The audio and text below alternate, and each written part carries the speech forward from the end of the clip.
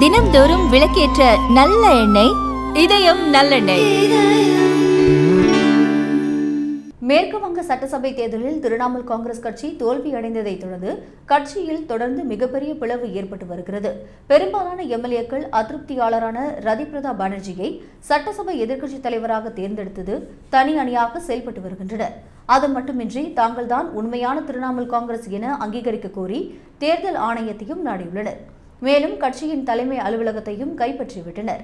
இதற்கிடையில் மம்தா பானர்ஜியின் மிகுந்த நம்பிக்கைக்குரிய தளபதியாக நீண்ட காலம் இருந்த பீர்பூம் மாவட்டத்தின் வலிமை வாய்ந்த தலைவர் அனுப்ரதா மண்டல் அதிருப்தியாளர் அணியில் ஐக்கியமாகியுள்ளது மம்தா பானர்ஜிக்கு மிகப்பெரிய அதிர்ச்சியை ஏற்படுத்தியுள்ளது. அவரைத் தொடர்ந்து 20 ஆண்டுகளுக்கு மேலாக மம்தாவின் நம்பிக்கைக்கு உரியவர்களுள் ஒருவரான ரவீந்திரநாத் கோஷ் என்பவர் மம்தா அணியில் இருந்து வெளியேறி அதிருப்தியாளர் அணியில் இணைந்துள்ளார்.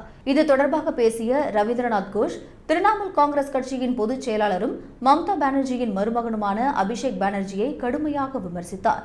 அபிஷேக் பானர்ஜிக்கு அரசியல் அனுபவம் இல்லை என்றும் அபிஷேக் பானர்ஜியை தற்காலிகமாவது தீவிர அரசியல் களத்திலிருந்து மம்தா பானர்ஜி நீக்க வேண்டும் என்றும் தெரிவித்தார். அப்படி செய்தால் மட்டுமே அதிருப்தி தலைவர்களும் தொண்டர்களும் மீண்டும் மம்தாவிடம் திரும்புவார்கள் என்றும் தெரிவித்தார். தொடர்ந்து நிர்வாகிகள் விலகி வருவதால் மேற்கு வங்க அரசியல் வட்டாரத்திலும் திரிணாமுல் காங்கிரஸ் வட்டாரத்திலும் பெரும் பரபரப்பு நிலவி வருகிறது.